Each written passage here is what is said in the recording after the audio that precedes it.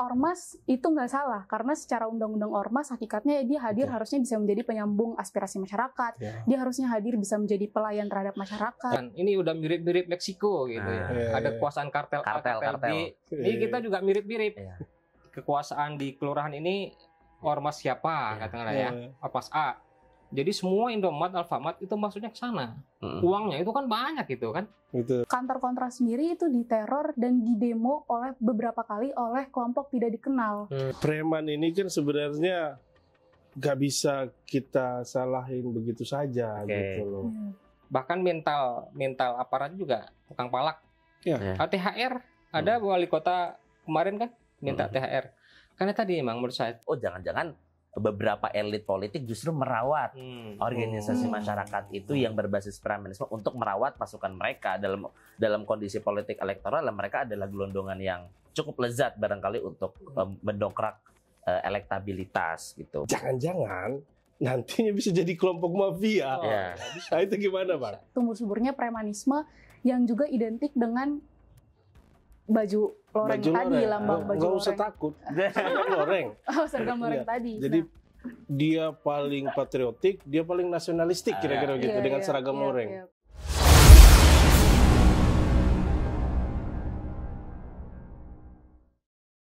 Oke, assalamualaikum warahmatullahi wabarakatuh. Selamat sore teman-teman LP3S Perspektif.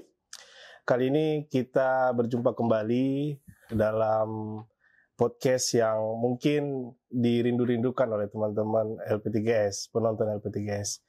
Nah, pada kesempatan kali ini kita akan membahas tentang isu yang hari-hari ini bukan cuma hangat, bahkan memanas pada titik didih tertentu. Dia menjadi pembicaraan di akar rumput, dan pada satu titik tertentu dia menjadi sebuah isu yang diributkan oleh kelompok elit. Apa itu? Yaitu tentang premanisme. Pada kesempatan kali ini saya tidak sendiri tentunya, saya ditemani oleh rekan saya, Abid. Ya, ini Abid. Abid ini teman kita, salah satu founder dari Perspektif. Gitu. Nanti Abid akan menemani kita untuk bicara tentang premanisme. Gitu. Lu udah baca premanisme, Abid? Udah, terakhir baca tadi pagi sih. Apa yang Politik Jatah Preman. Politik Jatah Preman. Ian Wilson. Yes, Ian Wilson. Nah, kita tahan di situ. Jadi kita perkenalkan dulu nih, Bid. Pembicara kita. Siap, ya kan, di sini ada Bang Subairi. Bang Subairi adalah penulis buku dan pemikiran-pemikiran beliau tentang situasi politik, sosial itu menjadi sebuah apa istilahnya ya? Menjadi pancaran untuk kita belajar tentang apa itu politik. Karena buku beliau itu berjudul Ibu Politik Anak Kekuasaan. Ibu Politik Anak Kekuasaan. Itu bicara tentang bagaimana politik dipahami sejak zaman purba gitu. Nah, itu menarik nantinya. Nah, selain Bang Subairi ada Dinda. Saya panggil Dinda langsung ya. Saya lebih senang gitu. Ada kontak gitu kalau panggil Dinda. Dinda ini aktivis kontras. Bisa dibilang begitu? Bisa. Iya, bisa enggak. Dinda ini kalau kita nonton kalau kita sering scroll Instagram itu beliau selalu muncul nih. Dinda ini ngoceh mulu ya. Ngoceh mulu, tapi ngocehnya berisi gitu loh. Ngoceh yang menjaga kekuasaan. Ya, betul, agar kekuasaan. Ya, agar kekuasaan itu sesuai dengan ibu politik itu. Nah, gitu. Nah, begitu loh, Bin. Jadi kita coba bahas itu. Nah, mungkin kita akan mulai, dan saya mungkin sedikit memberikan gambaran ya. Jadi bicara premanisme itu seperti yang tadi kita katakan, isu ini mempunyai dua dimensi sekaligus, dimensi elit dan dimensi akar rumput, gitu loh. Apalagi pembicaraan ini akan menyentuh dua kata kunci, yaitu grip dan Hercules, gitu loh. Kalau grip kita tahu ormas, sehingga premanisme dan ormas itu seringkali menjadi dua hal yang jadi perbincangan. Seolah-olah ada yang mengatakan bahwa sekarang itu preman berbaju ormas dan ormas dihinggapi premanisme. Dua kata kunci itu muncul. Yang kedua Hercules. Kita baru-baru ini diberikan informasi tentang bagaimana judi online. Kata kunci judi online apa? Zeus rupanya. Setelah Zeus ini anaknya Hercules. Jadi polemik gitu. Habis Zeus terbitlah Hercules, gitu. Nah, menurut kamu gimana tuh, Bit? Sebelum kita ke Bang Subairi nih. sebagai prolog aja lah, sebagai pembuka gitu. Kalau kita melihat premanisme dalam konteks keormasan, sebenarnya itu bukan hal yang baru ya. Bahwa premanisme itu dalam sejarahnya di Orde Lama, di Orde Baru sampai hari ini pun masih eksis gitu. Tinggal pada akhirnya pada titik tertentu kita akan melihat bahwa masyarakat sudah mulai resah dengan wujud ormas gitu. Karena apa? Karena keseharian kita pasti bersentuhan dengan ormas. Teman-teman anak muda misalkan kita mau nongkrong di kafe kena ormas yang disebut dengan mungkin dalam tanda kutip malak uang parkir lah gitu ya. Betul. Dan itu hanya dari satu aspek ya. Dan aspek-aspek lainnya sehingga dari situ mungkin memunculkan kesadaran politik bahwa apakah ormas ini menjadi legitimasi yang perlu kita akui atau tidak. Nah, tahan sampai di situ legitimasi itu nih. Nanti ini akan menarik. dijawab oleh Iya, Bang Zubairi, gimana tuh Bang? Kata kunci legitimasi politik itu kan erat banget gitu loh. Nah, catatan Bang Zubairi seperti apa? Ya, terima kasih Mas Ilham dan Mas Abid. Ini tema yang menarik menurut saya, premanisme. Kalau kita tonton di banyak televisi selalu dikaitkan dengan ormas gitu ya. Betul. Jadi bahasanya kemudian premanisme terkait dengan ormas atau ormas yang isinya premanisme. Maka ujungnya muncul usulan revisi undang-undang ormas, ya kan? Karena kan lagi ramai juga tuh usulan yang dibuat oleh Mendagri sendiri. Pak Tito mengusulkan agar undang-undang ormas itu direvisi lagi. Apa poinnya? Poinnya adalah pemerintah ingin ormas ini laporan keuangannya terbuka, sehingga semuanya ketahuan. Kenapa laporan keuangan itu menjadi penting? Karena bagi Pak Tito ini dari sini ya kita mulainya ya, akan kelihatan nih sumber dananya dari mana.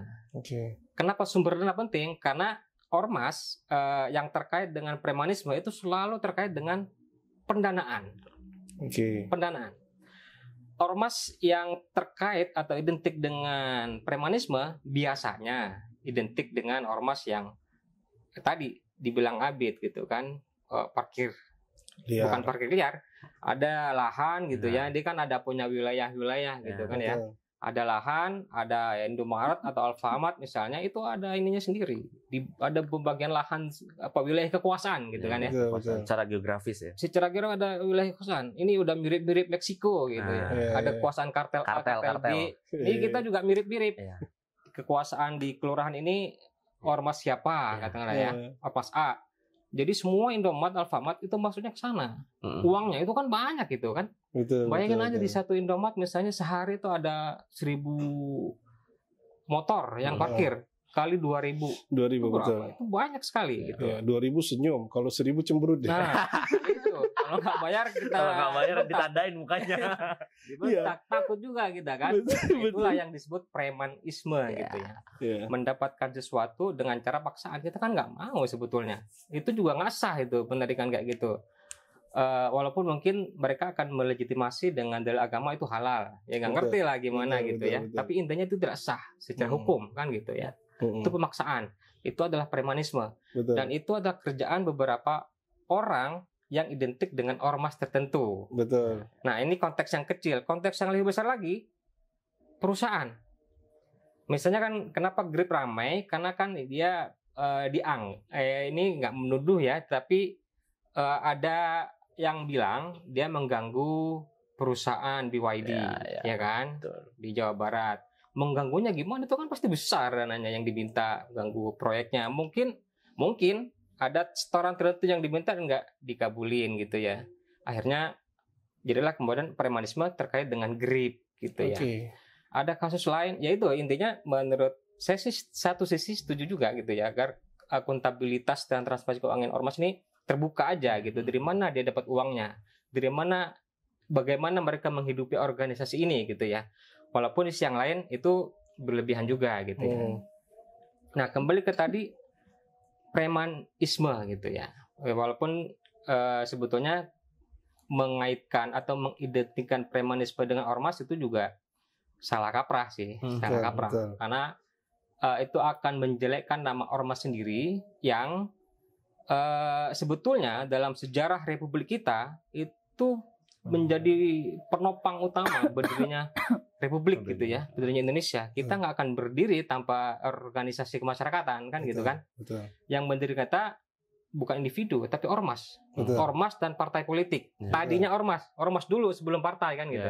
Sebelum ada partai politik di Hindia Belanda, ormas dulu yang berdiri. Ada banyak ormas, ada syarikat Islam macam-macam lah ya. Organisasi kemasyarakatan yang punya visi memerdekakan Indonesia kayak gitu. Nah, cuma bedanya ini yang kemudian terdampak itu ormas yang suci kayak gini. Kan sampai sekarang masih ada kan? Muhammadiyah, NU, itu ormas yang dari dulu sudah berdiri, visinya adalah menjaga republik ini berdiri dan maju gitu ya. Kemudian rusak namanya gara-gara ya ormas, ya nggak menurut tapi ormas yang sekarang banyak disebut GRIP gitu ya.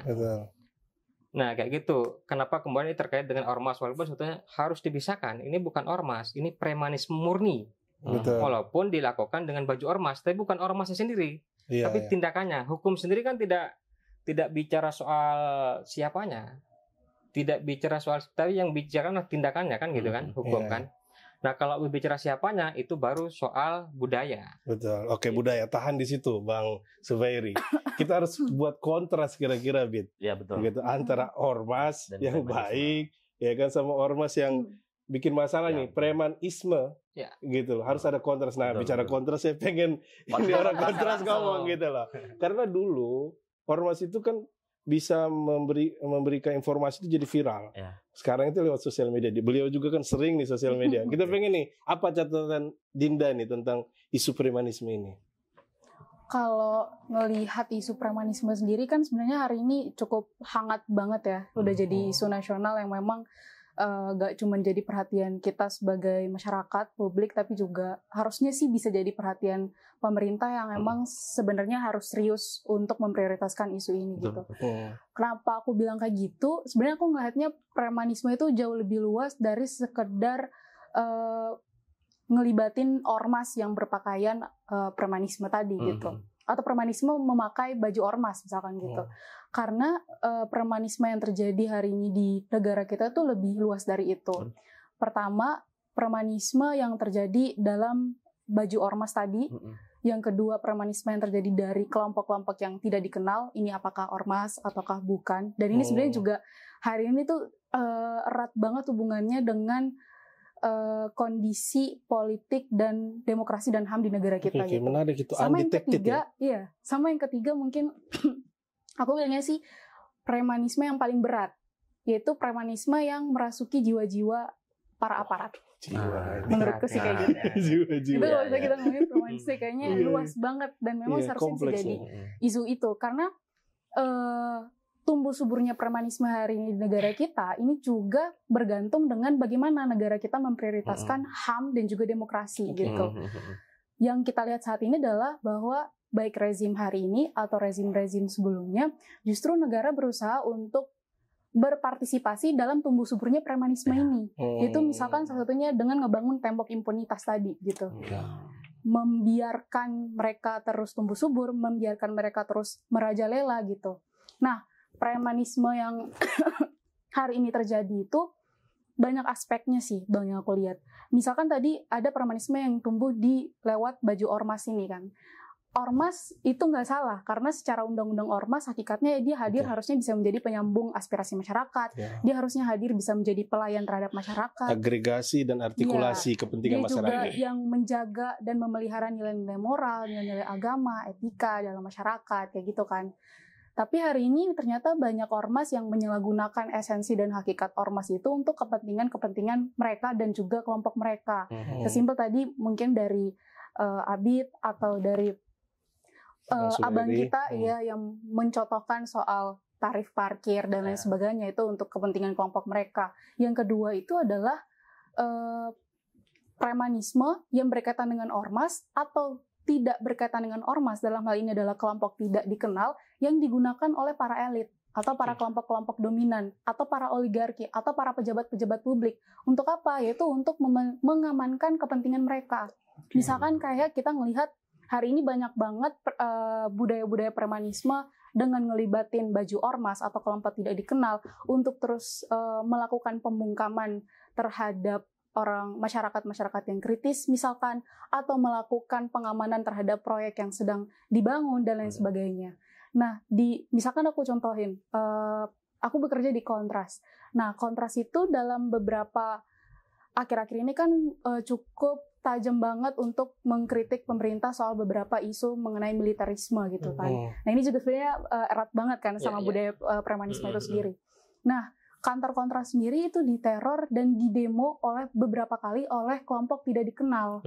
Nah, ini kan sebenarnya salah satu budaya premanisme yang muncul dari kelompok tidak dikenal. Beberapa kali pun ada yang demo mengatasnamakan ormas, yang kita nggak tahu ini ormas latar belakangnya dari mana.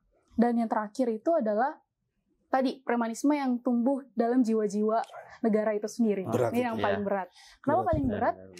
Negara justru menormalisasi budaya premanisme menurutku, Bang. Contoh misalkan dalam beberapa kali demonstrasi kemarin, ya aku ngeliatnya dalam perspektif itu ya, justru aparat negara yang seharusnya bisa hadir untuk melakukan perlindungan dan pengamanan terhadap masa aksi gitu, atau menjamin aspirasi mereka bisa sampai terhadap sasaran mereka gitu, malah justru yang menjadi pelaku utama dalam kekerasan secara brutal yang dilakukan, entah untuk membubarkan masa aksi yang secara brutal atau barbar atau semacamnya, termasuk juga melakukan berbagai macam tindakan-tindakan di luar kewenangan atau di luar proses hukum yang seharusnya mereka nggak ambil.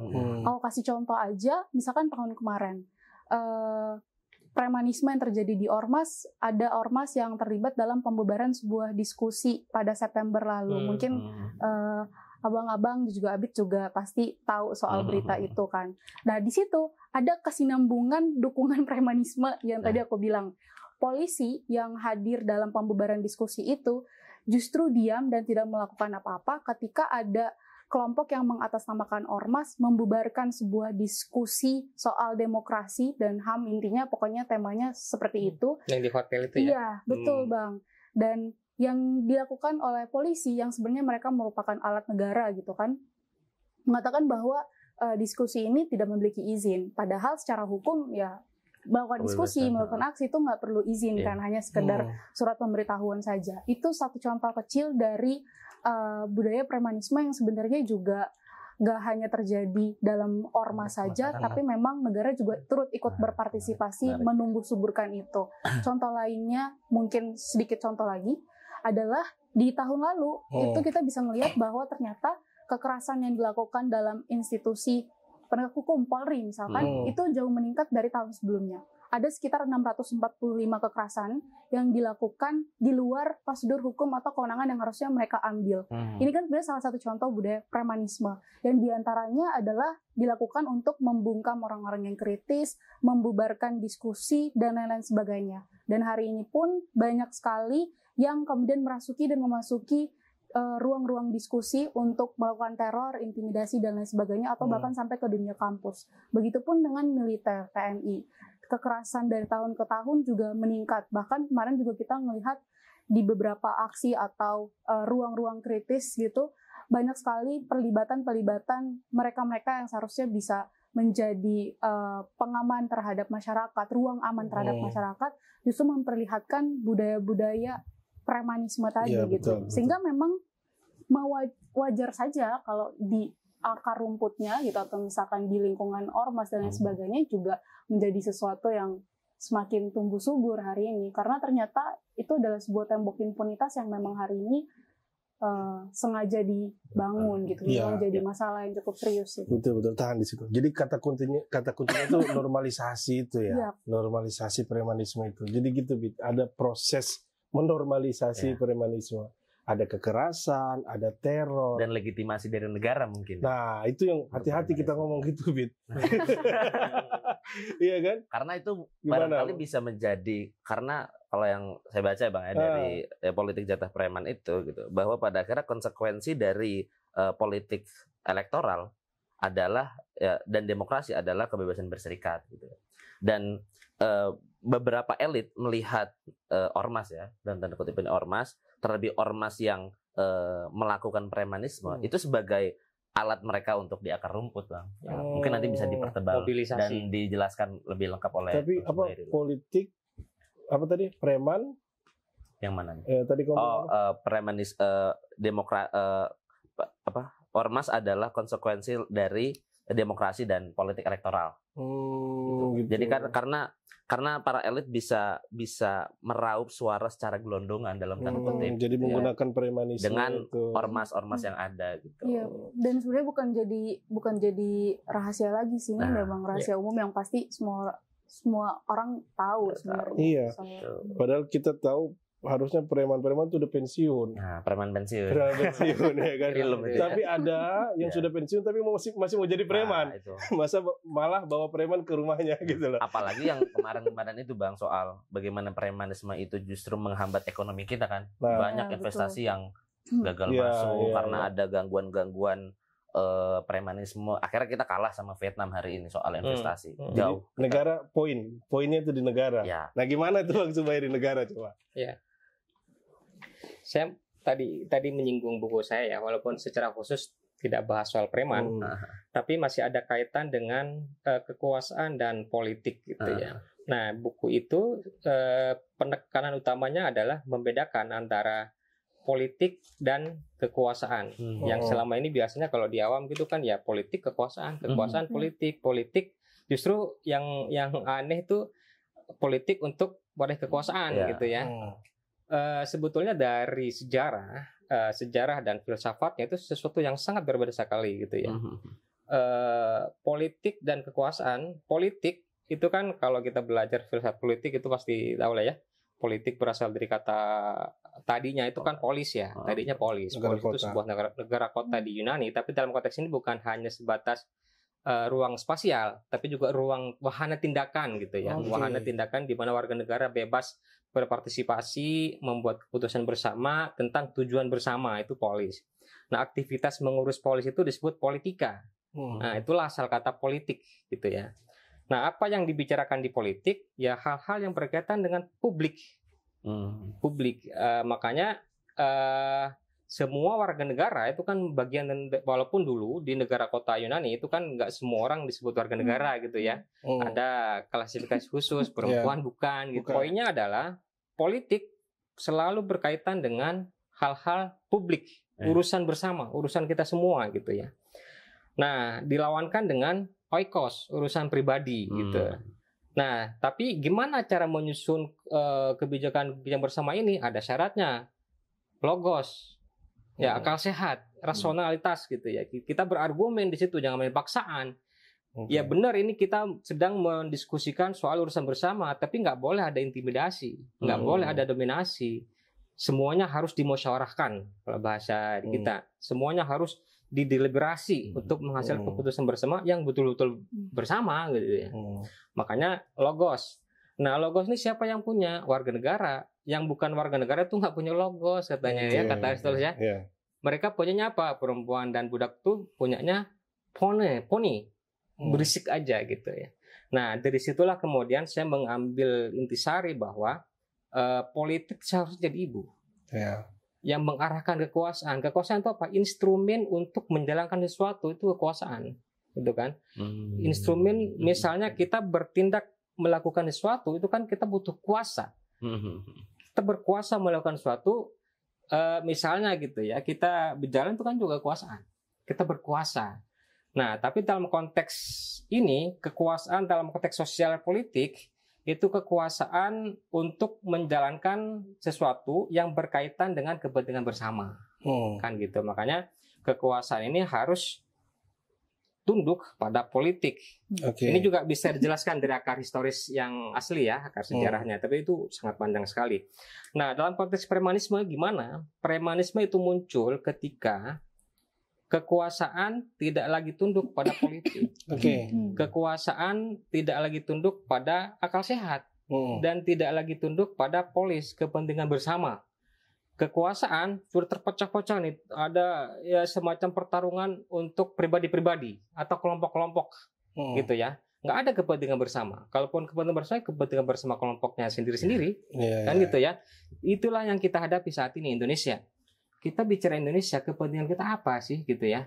Kalau kita kumpul sama kelompok kita, misalnya katakanlah ya, Ormas A, dia bicara kepentingan kelompoknya kan gitu ya. ormas B bicara kepentingan kelompoknya. Nah, negara itu dia jadikan sebagai arena pertarungan memperebutkan. Kan gitu. Yeah. Perebutan ini lewat apa? Bukan musyawarah, bukan akal sehat, tapi intimidasi. Itulah yang terjadi kemudian melahirkan aksi premanisme ya dalam konteks ini. Apakah ada unsur legitimasi di sana? Nggak ada. Legitimasinya kekerasan, ketakutan, kan gitu. Nah, kenapa ini terjadi? Menurut saya salah satunya karena kita dari dulu sampai saat ini belum sepenuhnya diikat oleh satu narasi besar bersama. Kita ini siapa dan mau kemana, kan gitu kan? Ya kalau kita runut ke sejarah berdirinya Indonesia kan dideklarasikan oleh segelintir pihak, katakanlah ya, orang-orang terpelajar. Orang di Madura lambat banget dulu taunya kalau kita sudah merdeka. Oh gitu. Kan iya kan? Nggak cuma di banyak daerah lain kan lambat taunya. Ya artinya emang ya kita mengakui memang kemerdekaan ini dipelopori oleh kaum terpelajar. Ya. Kaum terpelajar itu berapa persen? Ya sangat dulu, sedikit. Sangat sedikit. Sekarang aja masih sedikit ya. Sangat sedikit. Yang punya konsepsi tentang Indonesia itu kaum terpelajar. Kaum awam ya tentunya belum tahu lah ya. Mereka inginnya cuma Belanda pergi. Nah, gimana kita setelah pergi, apa yang mau kita lakukan belum tahu. Yang tahu itu kaum terpelajar di Jakarta, kan gitu. Nah, dari dulu sampai sekarang menurut saya sih kita masih punya tugas besar menanamkan narasi bersama itu, dan itu disebut sebagai nation building. Ya kan, proses pembangunan bangsa itu belum selesai. Orang di pelosok mungkin belum tahu di Indonesia. Tahunya ya orang daerahnya sendiri di NTT misalnya, dia tanya saya orang NTT bukan Indonesia gitu. Jadi proses pembangunan bangsa belum selesai, ditambah para pengurus yang menjalankan negara itu juga nggak ngerti ini harus mau kemana, kan gitu. Itu akar masalah pertama yang menurut saya itu di situ. Karena, nah sebelum akar masalah kedua nih, saya pengen nyambut tadi. Dinda sempat mengatakan premanisme jadi jiwa. Itu kan dia mencoba aparat. Jadi mentalitas pada akhirnya kan, mentalitas preman. Nah itu gimana mentalitas preman itu berhadapan sama sebuah proyek besar kita untuk membangun national building itu. Nah itu bagaimana? Itu bukan cuma masalah bukan masalah bicara hal-hal yang sifatnya praktis, ini masalah yang lebih besar gitu. Betul. Bisa saja bukan national building yang muncul. Ya mohon maaf, dan kita semoga hindari, dan berat saya katakan kehancuran bahkan. Gitu. Gimana catatan Mas Ferry? Ya tadi yang ngerti tentang arah perjuangan kebangsaan kaum terpelajar. Mau nggak mau kita harus mengakui itu kan gitu ya. Non terpelajar bukan berarti nggak tahu, tapi masih kabur barangkali ya tentang konsep kebangsaan ini. Karena kebangsaan juga baru kan. Kita sebelumnya nggak kenal apa itu bangsa, apalagi Indonesia gitu ya. Ini konsep baru. Dulunya kita kerajaan Majapahit, Sriwijaya gitu ya, di Maluku ada sendiri. Kita nggak kenal apa itu kebangsaan. Terlebih kebangsaan kita ini kebangsaan yang betul-betul baru. Kita bukan kayak bangsa Jerman mungkin ya, yang memang ada ininya sendiri ya, karakter etnik sendiri gitu ya, atau bangsa Jepang misalnya ada sendiri gitu kan. Kita kan sebagai bangsa betul-betul baru gitu ya. Ini butuh perjuangan nation building yang luar biasa. Nah, karena itulah banyak aparat gitu ya, banyak orang yang bekerja mengurus negara itu emang belum sepenuhnya ngerti, dan karena itu dia masih membawa, menurut saya sih masih membawa mental lama. Mental lama kita apa? Ya, mental lama kita masih mental di mana kita hidup di zaman kerajaan, di zaman kolonial. Waktu itu struktur negara itu sangat cair, sangat cair. Kalau di Ian Wilson kan dia konotasi preman itu kan Freedman. Ya Freedman. Belanda atau bahasa Inggrisnya freeman gitu ya, orang bebas. Orang bebas. Dalam konteks ini orang nggak terikat peraturan. Waktu itu positif ya. Positif karena kadang ngelawan penjajah walaupun juga kadang ngebantu gitu ya. Jadi tengah-tengah gitu ya, nggak terikat kontrak gitu ya, bebas aja gitu ya. Nah kalau di daerah-daerah ada istilah yang lekat dengan kebudayaan, disebut jawara gitu ya. Iya. Kalau di Madura apa? Blater. Blatter. Kalau Nona di Banda Neira apa tuh? Ada nggak? Kebetulan Banda Neira tuh udah nggak ada orang asli Banda Neira sih Bang, udah percampuran. Mereka pindah ke Jakarta jadi enggak, udah percampuran orang-orang yang dibawa dari Sulawesi, Jawa. Oke, kita tahan. Lanjut Bang, gimana? Jadi mereka itu memang akarnya kekerasan. Kekerasan itu apa? Mendapatkan sesuatu dengan kekerasan. Freeman, kalau jawara, kalau ini kan intinya udah fisiknya kuat gitu ya, tarung gitu kan ya. Merebut wilayah kelahi gitu ya. Walaupun sebetulnya freeman nggak bisa juga disamakan dengan kelas-kelas mereka karena mereka kan identik masih ada dignity di sana ya. Kalau saya si jawara macam-macam ini masih ada dignity. Cuma kalau freeman ini nggak ada ini. Betul nggak ada gitu ya. Freeman betul dalam definisi yang saat ini tukang palak gitu kan ya.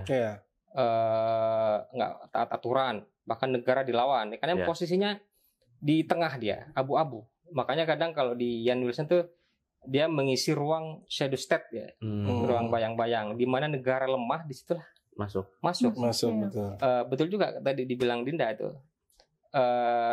Bahkan mental aparat juga tukang palak.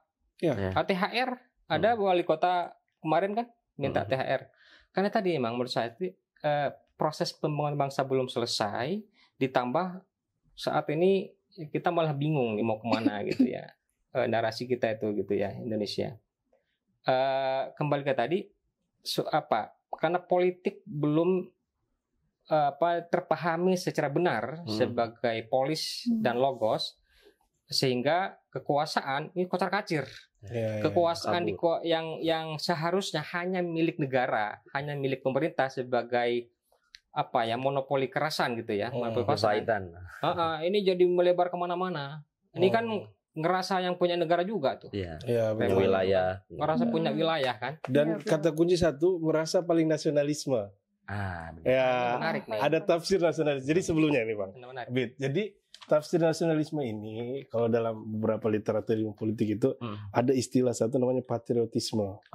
Jadi orang yang paling patriotik, nah itu yang punya nasionalisme tinggi kira-kira. Nah pada wilayah praktis pakaiannya tuh seragam, loreng gitu loh. Jadi kita jadi saya sering dengar kan, setiap ada beberapa ormas itu bangga banget tuh pakai seragam. Lu sering dengar begitu nggak? Nah kira-kira apa catatan lu tuh kalau tentang ormas-ormas seragam?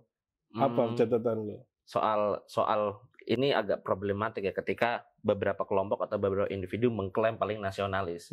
Kadang problematiknya di titik di mana contoh saya ambil konsep ketika pas dulu sempat turun Bang soal penolakan RUU KUHP misalkan. Di situ kalau nggak salah tertulis soal pelarangan buku Marxisme itu nggak sih? Ya kan, Marxisme, Leninisme gitu kan, komunisme dan sebagainya. Itu kan sebenarnya undang-undang yang paradoks ya. Karena apa? Karena gimana kita mau paham Marxisme, Leninisme dan komunisme kalau kita nggak baca bukunya gitu kan. Betul. Tapi justru bukunya dilarang. Jadi kita menerapkan konsep-konsep itu kalau misalkan negara mau melarang ya. Kita barangkali menerapkan konsep-konsep itu karena kita nggak tahu, karena kita nggak baca bukunya. Dan ketika kita berteriak bahwa kita menolak pasal itu, kita dituduh tidak nasionalis gitu. Itulah yang saya lihat, wah ini kok pada akhirnya mereka yang teriak nasionalisme hanya teriakan kosong. Iya. Itu sih, Bang. Itu menarik. Nah, saya sebenarnya pengen ke Dinda, tapi saya pengen bilang begini.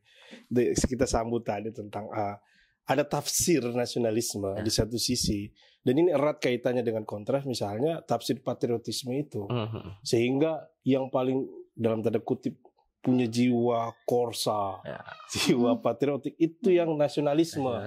Padahal sebenarnya ada catatan lain bahwa nasionalisme juga bisa ada tafsir yang sifatnya lebih civilized, gitu loh. Soft lah. Di mana masyarakat sipil itu harus kemudian menjadi akar dari pemahaman tentang nasionalisme, gitu loh. Nah, kontras punya catatan tentang itu nggak?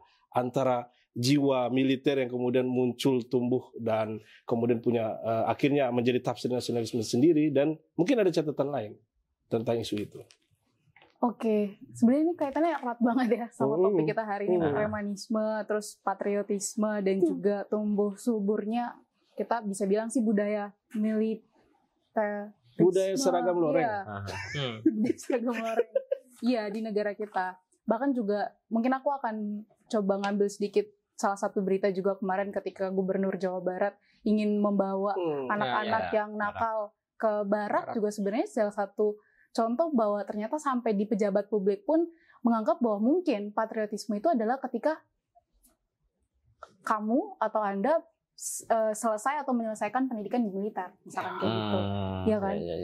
Makanya juga wajar ketika kemudian rezim hari ini sangat mudah banget untuk mengembalikan dui fungsi ABRI, dui fungsi militer dan lain sebagainya. Nah di kontras sendiri kan sebenarnya yang juga hari ini menjadi core isu atau jadi isu yang lagi memang diperjuangin banget itu adalah gimana caranya kita bisa melawan atau mengembalikan TNI ke barak misalkan kayak gitu, atau melawan budaya-budaya militerisme yang hari ini justru tumbuh subur di rezim hari ini gitu. Yang hari ini kita lihat adalah ketika kemudian militer diberi ruang-ruang ke sipil, terus bahkan sipil pun punya jiwa-jiwa militer. Sampai dengan hari ini ada isu ketika ada anak-anak atau siswa yang nakal pengen dibawa ke pendidikan yang militer, atau bahkan dengan topik kita hari ini tumbuh suburnya premanisme yang juga identik dengan baju loreng tadi, lambang baju loreng. Nggak usah takut, seragam loreng. Seragam loreng tadi. Jadi dia paling patriotik, dia paling nasionalistik kira-kira gitu dengan seragam loreng. Dan apa ya? Menurutku sebenarnya ini hal yang bisa dibilang keliru ya. Karena pertama kita tahu bahwasanya ngomongin militerisme atau ngomongin anak-anak yang kemudian nakal dibawa ke pendidikan militer, I think barak tuh bukan merupakan lembaga pendidikan, bukan menjadi solusi untuk menciptakan generasi yang sesuai dengan hakikat lahirnya lembaga pendidikan gitu. Kayak apa gunanya punya SD, kita sekolah SD, SMP, SMA, tapi kalau misalkan outputnya kita harus ke barak dulu nih, baru bisa jadi generasi emas. Kenapa nggak dari awal aja di barak? Kenapa nggak dari awal aja di barak kayak gitu? Sebenarnya perspektif ini atau mindset ini yang harus bisa kita runtuhin ya di keadaan yang kayak gini sekarang gitu. Terlepas dari beratnya adalah bahwa sipil juga ternyata punya mindset militerisme tadi. Nah, kamu tahan tuh, sipil. Tadi Bang Zubairi tuh pengen ngomong antara civilized dalam konteks nasionalisme dan konteks nasionalisme dalam pendekatan patriotisme tadi. Gimana Bang?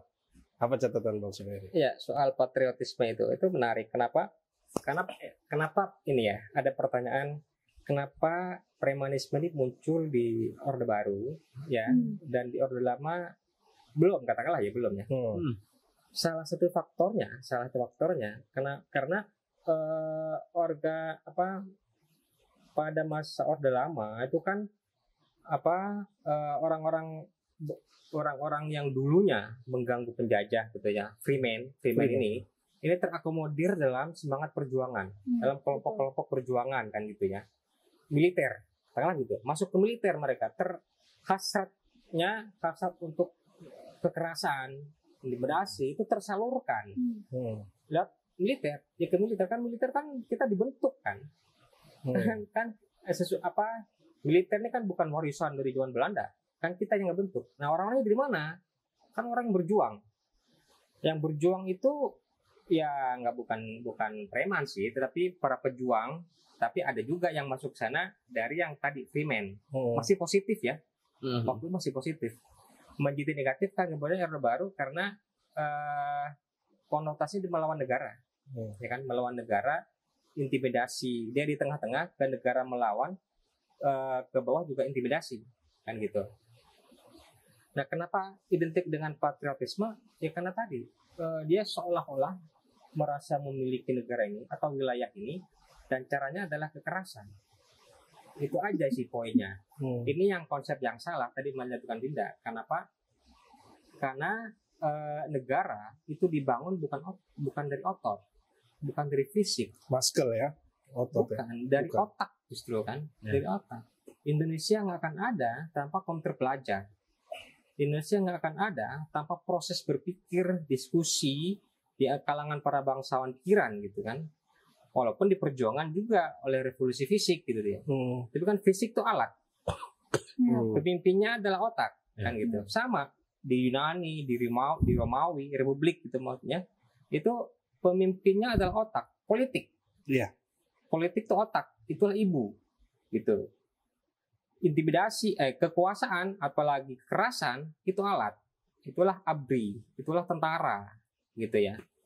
Nah, untuk menciptakan ketertiban sosial, kekerasan dimonopoli oleh negara lewat aparatnya. Di sipil ada polisi,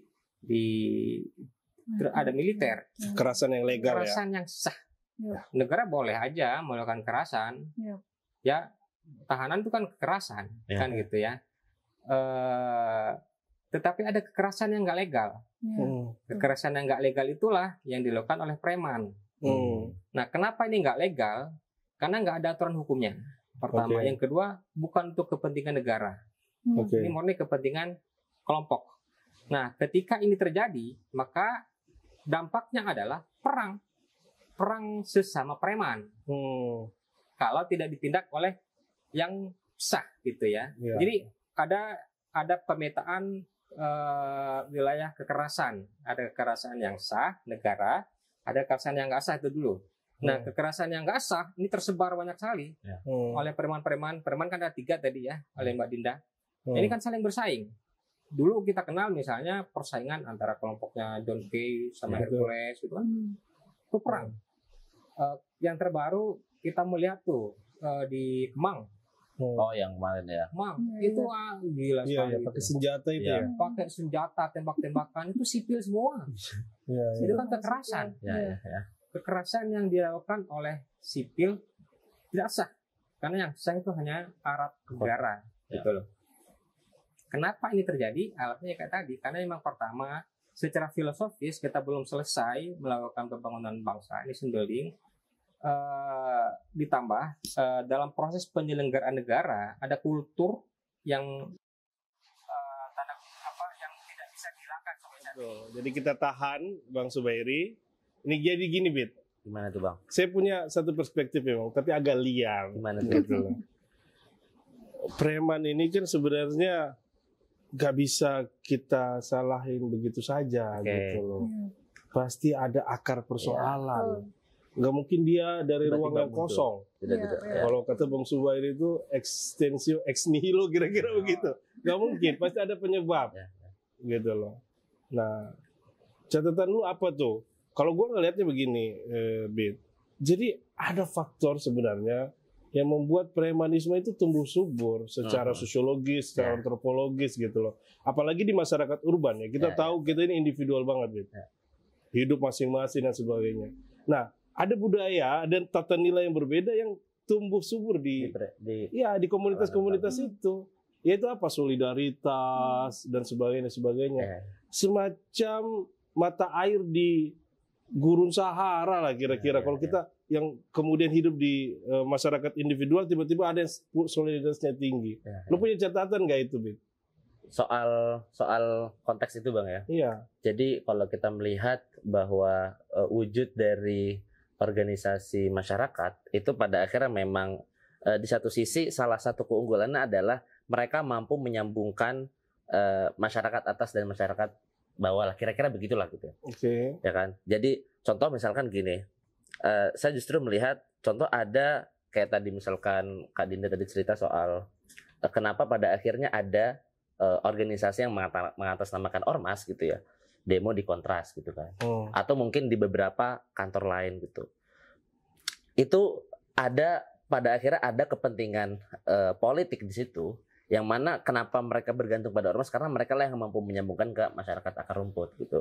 Tapi di satu sisi juga kalau saya melihat kemarin Bang di demo UU TNI itu rame ya, banyak yang menolak UU TNI, tapi kalau Abang lihat ada sekumpulan orang yang mendukung UU TNI.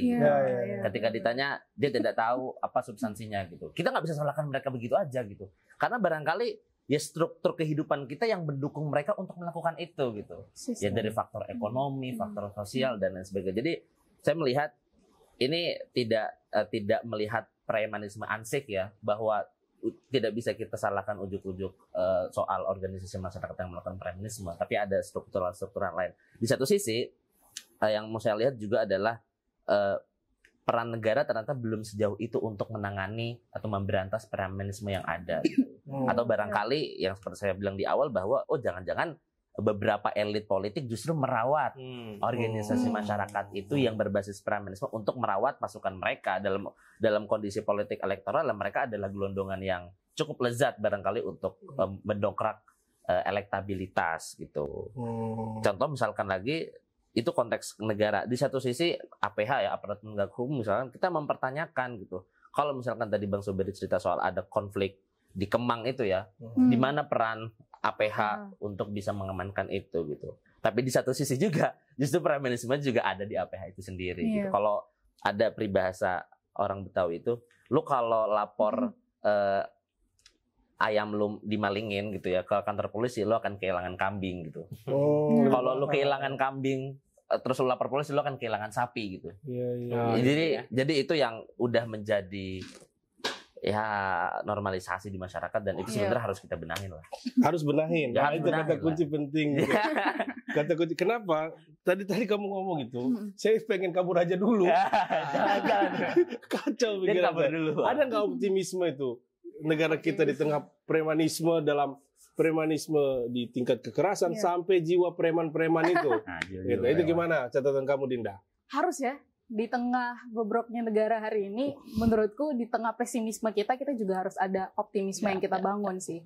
Karena kalau misalkan semua orang pesimis, maka kelompok-kelompok dominan itu akan terus berkuasa, akan terus senang gitu. Karena mereka bisa menggunakan apapun itu untuk terus melanggengkan sistem yang hari ini ada. Sistem yang juga termasuk ikut menumbuh suburkan premanisme tadi gitu. Dan menurutku yang paling mendasar banget seperti bukunya abang kita hari ini itu adalah bahwa kita sebagai masyarakat paling dasar banget harus paham tentang politik. Sesimpel kayak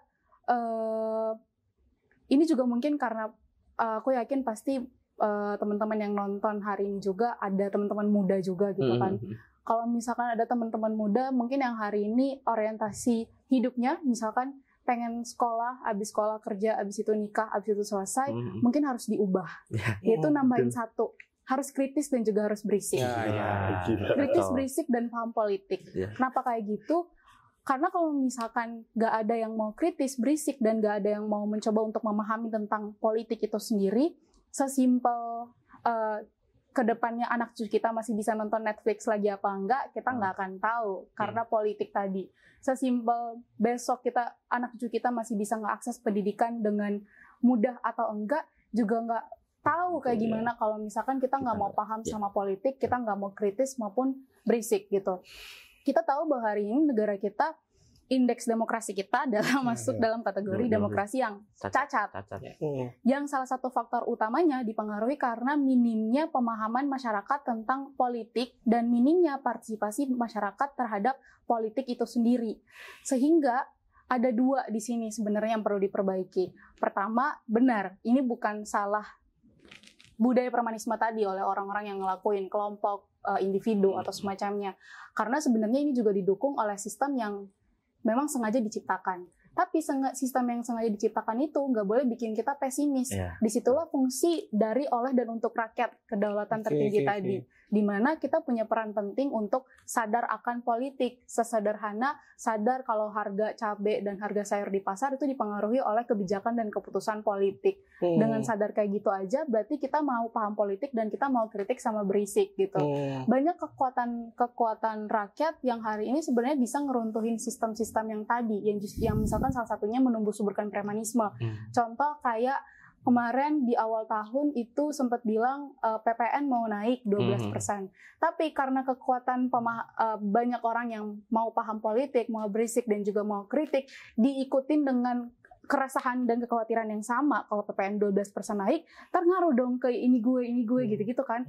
Akhirnya berisik-berisiknya itu bisa ngegagalin rencana kebijakan naikin PPN 12%. Sama kayak yang tadi juga gitu. Menurutku sih yang paling mendasar banget adalah kita harus dulu dari masyarakat bisa mau melek sama politik dan mau berisik dan mau kritis. Yang berikutnya adalah negara. Negara nih ngapain sih, masa negara cuma diem aja, atau misalkan negara masa mau ngelanggengin terus sistemnya, terus kita mau berisik doang, nggak guna juga kan kalau kita berisik, tapi mereka juga nggak mau ngambil apa-apa. Nah menurutku negara juga penting untuk membuka mata, walaupun sebenarnya nggak tahu sih sebenarnya hari ini negara masih tidur atau sudah bangun atau kayak gimana. Kenapa kayak gitu? Satu hal mati yang harus suri. Iya, bisa jadi juga. Kalau mati suri berarti ada kesempatan untuk bangun. Oke, ada harapan. Satu hal yang harus kita tahu juga buat teman-teman juga mungkin yang nonton, bahwa negara itu punya kewajiban untuk menghormati, melindungi, dan memenuhi hak asasi warga negaranya gitu. Termasuk premanisme ini kan banyak ya dampaknya, bikin orang jadi gak bisa hidup dengan aman, banyak ancaman, banyak rasa takut dan lain sebagainya. Misalkan orang-orang di pasar takut dipalak, takut mau jualan nanti dipalakin berapa segala macamnya. Terus kalau misalkan dalam ruang-ruang politik yang kemudian membungkam dan lain sebagainya, jadi nggak bebas untuk berekspresi, bersuara, berkumpul, bahkan berserikat kayak gitu kan. Nah negara tuh punya tanggung jawab di situ untuk melindungi dan memenuhi hak asasi warga negara berupa hal-hal tadi itu. Dengan cara apa? Ya tugas dia. Misalkan sebagai negara hukum tadi disinggung sama Abang, yaitu revisi Undang-Undang Ormas. Karena pengawasan terhadap ormas masih sangat minim sekali. Walaupun secara undang-undang memang udah dibilang kalau keuangan ormas itu harus transparan dan akuntabel dan harus dilaporkan secara berkala kepada masyarakat. Walaupun dalam implementasinya nggak ada. Terus yang kedua dari APH itu sendiri, misalkan kayak Polri maupun TNI. Apakah revisi Undang-Undang TNI dan juga Polri hari ini justru menguatkan pengawasan terhadap dua institusi ini, atau justru semakin mendukung kekuatan dua institusi ini tanpa pengawasan, dan akhirnya mereka semakin bisa melakukan kekerasan tanpa sesuai dengan prosedur hukum atau melakukan penyelewengan terhadap tugas dan wewenang mereka kayak gitu. Itu secara hukum. Begitupun dengan legal structure dalam implementasi, legal culture yang tadi dari masyarakat, sama legal substance yang tadi dari hukum. Jadi menurutku sih dari hulu ke hilir ya. Iya, itu komprehensif banget. Tapi saya mau ke Bang Suberi. Saya itu tadi ada kata kunci wahana apa itu? Tindakan. Wahana tindakan. Kekuasaan. Politik sebagai wahana tindakan. Wahana tindakan. Saya abstraksikan ya, Bit. Wahana tindakan itu kan bisa berbentuk apa? Regulasi, aturan, kebijakan dan sebagainya. Pada prakteknya itu pasti akan muncul sebuah deviasi, sehingga muncul apa yang disebut dengan devian, gitu loh. Kalau kita nonton film Eternal itu ada kebaikan nih, tapi ada sedikit kesalahan, itu muncul monster-monster devian-devian. Nah, saya takutnya secara struktural, ya premanisme ini adalah devian dari kesalahan membangun wahana tindakan itu. Bagaimana komentar Anda, Bang Betul. Patologi tepatnya ya. Penyakit. Penyakit yang muncul dari tadi proses politik yang tidak selesai, sehingga kekerasan ini otoritas akan kekerasan ini jadi melebar kemana-mana, bukan lagi monopoli. Harusnya kan monopoli negara kekerasan itu, tapi karena negara tidak mampu memonopoli, akhirnya kekerasan tetap muncul oleh masyarakat, oleh oknum masyarakat gitu ya, preman ini akhirnya. Nah, saya setuju tadi yang disampaikan sama Dinda bahwa penyelesaiannya harus komprehensif, nggak bisa secara partikular. Partikular akan melahirkan bentuk premanisme yang baru lagi. Kita kan harus bertanya, kenapa ini menjadi persoalan yang tidak pernah terselesaikan? Dari Orde Baru sampai reformasi, kita sudah berapa tahun, puluhan tahun hidup di reformasi, premanisme selalu ada. Ian Wilson tuh meneliti tahun 2014 ya? Iya, 2014. Dia sudah meneliti soal, dia menyebutkan beberapa ormas di situ. Pemuda Pancasila, FPR, FPI, itu kan dulu yang di kajian dia itu identik dengan premanisme gitu ya. Ormas yang melakukan kekerasan ya. Kata kuncinya kan kekerasan di luar hukum. Dilakukan oleh non negara. Itulah preman. Nah, ada yang dilakukan secara berkelompok oleh ormas jadinya kan. Ada yang dilakukan secara individu, preman individu, ya kan? Preman individu. Kan ada gitu kan? Itu punya kekuatan gitu. Iya, kekerasan. Kekerasan di luar negara dilakukan oleh tadi ada individu, ada kelompok ini kemudian berubah jadi ormas. Nah, saya kadang mikir Hercules itu kan bukan satu-satunya preman pada zamannya yang hidup sampai sekarang. Ada banyak preman. Ada John Kay, yang lawan dia tuh di Betawi itu siapa tuh? Ucu Kambing ya kalau. Ada yang namanya Sangaji juga saya pernah dengar. Iya. Nah pertanyaannya adalah kenapa Hercules yang muncul dan berhasil membuat ormas yang sangat besar. Dan hari ini bahkan menekan pemerintah. Hari ini bahkan ya katakanlah ya jadi kontroversi kayak sekarang gitu ya. Walaupun disebutnya oknum, tetapi jelas di Depok itu emang ketua rantingnya, ya kan? Ketua rantingnya, dan jelas dia memerintahkan bukan Hercules, tapi yang ketua rantingnya memerintahkan bakar mobil polisi, kan gitu ya. Ini beberapa kali. Kenapa yang muncul Hercules bukan John Kay, bukan preman yang lain gitu ya? Alasannya satu kan, karena Hercules lah yang punya link politik, relasi terafiliasi dengan kekuasaan, kan gitu. Punya backing. Hercules juga yang punya fantasi tentang komunitas. Kan nggak semua preman punya fantasi komunitas. Dia ada yang cuma menjalankan itu ya karena kebutuhan dirinya sendiri aja gitu ya. Terdesak secara ekonomi, dia nggak punya cara lain selain kekerasan, dia dilakukan itu gitu ya. Ada yang kayak gitu kan? Tapi Hercules ini beda. Dan pemimpin-pemimpin ormas yang dicap preman itu pasti beda. Pertama, dia terafiliasi atau dengan kekuasaan. Kedua, dia punya fantasi tentang komunitas, kan gitu. Afiliasinya kemana? Ya sudah jelas di Dewan Pembina itu ada siapa, kan gitu di GRIP itu ya. Fantasinya apa? Jelas dari namanya kan Gerakan Rakyat Bersatu. Ya, Indonesia Bersatu. Gerakan Rakyat Indonesia Bersatu, GRIP ya. Ini kan fantasi besar ya menurut saya tentang sebuah komunitas besar yang akan dibentuk, dan di banyak daerah dia yang menjalankan kegiatan-kegiatan sosial. Di Sumatera dia bikin makan bergizi gratis. Ada makan bergizi. Ada dia bikin di situ. Nah, kenapa ini bisa begitu dan dari mana pengolahan dananya dan kenapa ini bisa sukses gitu kan? Tadi kata kunci tadi, akses kekuasaan, fantasi tentang komunitas bersama, ini pasti saya yakin ada konseptornya. Ya. Ada orang pintarnya katakanlah gitu ya. Orang pintar dalam pengertian konseptor ya. Dalam pengertian konseptor pasti itu. Karena yang mengarang cerita agar dipercaya oleh rektor siapa itu kan pasti ada itu. Betul. Orang kecil kalau ketemu anggotanya dia bangga banget. Ini bagian dari GRIP gitu, bangga banget. Nah, dengan memahami kenapa dan bagaimana ini besar, kenapa Hercules bukan yang lain, ini menurut saya kunci untuk membuat solusi yang komprehensif tadi. Saya katakan kan udah teknis-teknisnya udah ketemu gitu kan. Tetap kan ini harus berpijak pada satu pemikiran filosofis yang benar kan gitu kan. Bahwa ini ada kekuasaan yang nggak berpijak pada politik, ini terafiliasi dengan pimpinan negara gitu kan, kutip gitu ya. Dan dia punya fantasi kayak gimana. Ini harus diruntuhkan. Fantasi kekuasaan. Sebentar Bang, saya tahan. Kamu tahu nggak di Italia itu juga ada. Gitu. Kalau kita nonton film Godfather, nah, itu kan ada fantasi komunitas kira-kira begitu yang kemudian berlangsung. Di Rusia ada istilah bratva, gitu. Kemudian di Jepang ada yakuza, pakai Z ya, bukan yakuza. Gitu.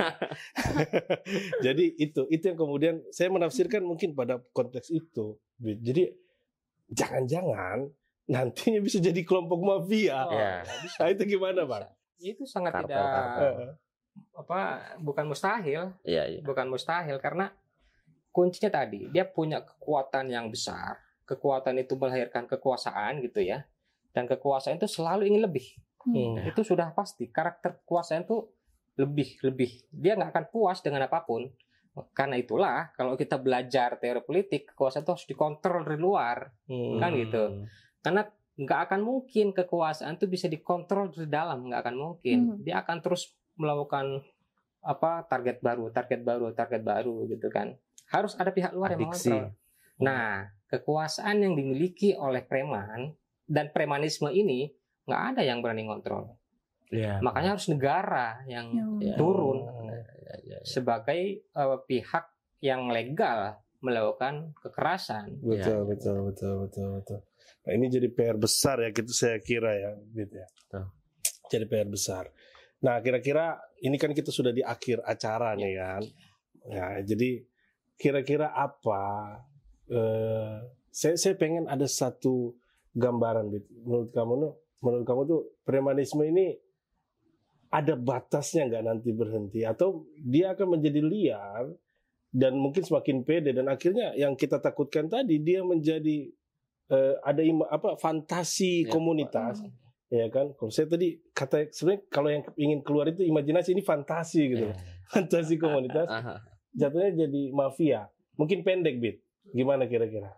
Selama kita masih menerapkan politik elektoral ya, mungkin itu menjadi jalan kemudahan untuk eksistensi premanisme gitu. Dalam konteks organisasi masyarakat gitu. Ini kamu sadar ini kamu bilang begitu ya? Sadar.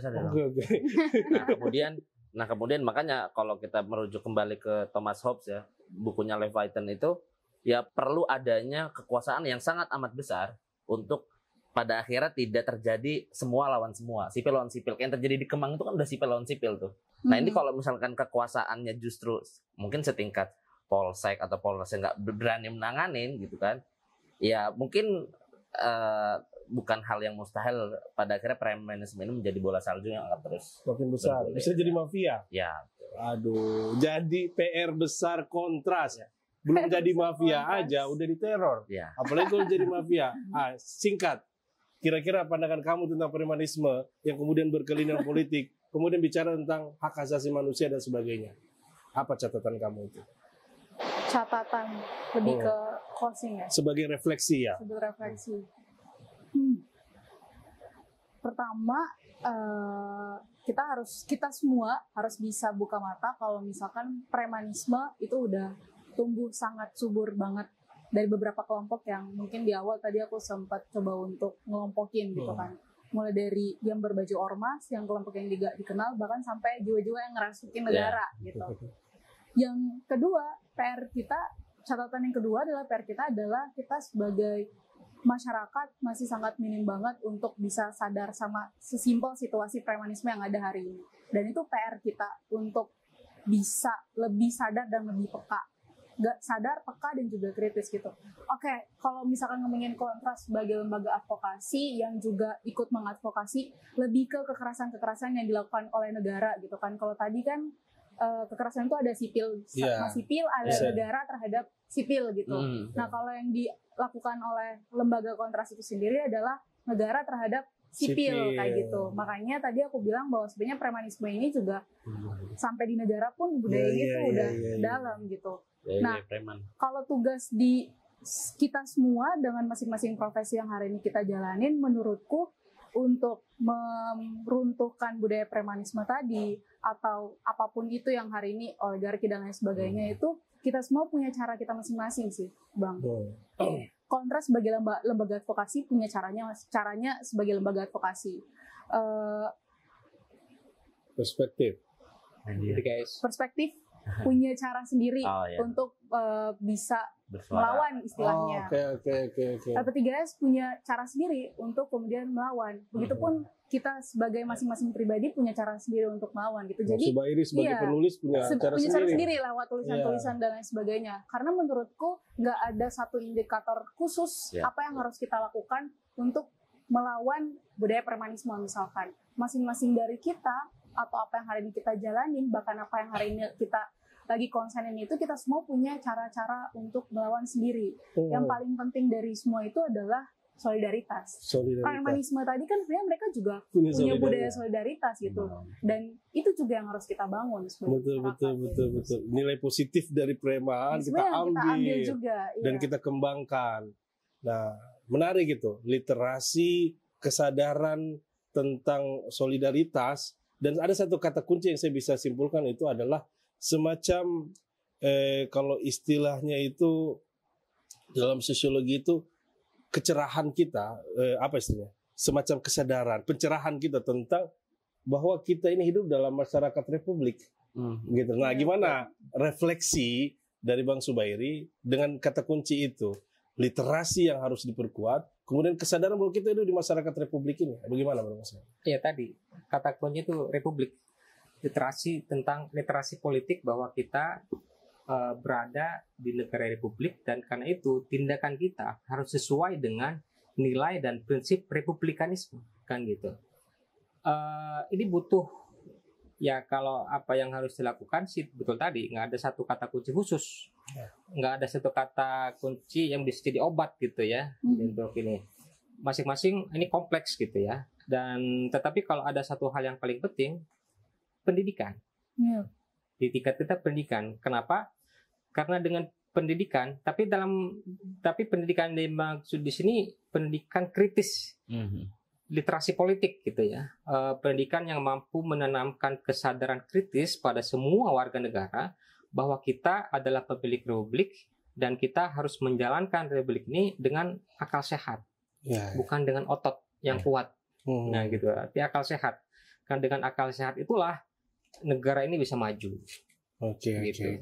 Jadi akal sehat kemudian menjadi kata kunci penting untuk mengembangkan apa yang disebut dengan di mana otak itu bisa mengalahkan otot kira-kira. Saya rasa demikian. Terima kasih Kak Dinda kehadirannya, Bang Zubairi. Ya Bit ya. Siap. Jadi menarik obrolan ini ya. Saya merasa obrolan ini kok jadi ini kan ada catatan. Saya tutup gitu. Kenapa? Karena lebih menarik di obrolan ini daripada catatan ini. Oke, terima kasih semuanya. Mungkin ini adalah akhir dari obrolan kita, tapi jangan sampai obrolan ini berakhir di sini. Akan terus disuarakan oleh teman-teman dengan tadi seperti kata Dinda, bahwa dengan cara kita semuanya gitu, sebagai penulis-menulis, sebagai pegiat media, kemudian influencer dan sebagainya, semuanya punya cara masing-masing, punya medan masing-masing, punya alat masing-masing. Terima kasih atas waktu teman-teman sudah menonton podcast LP3 Perspektif.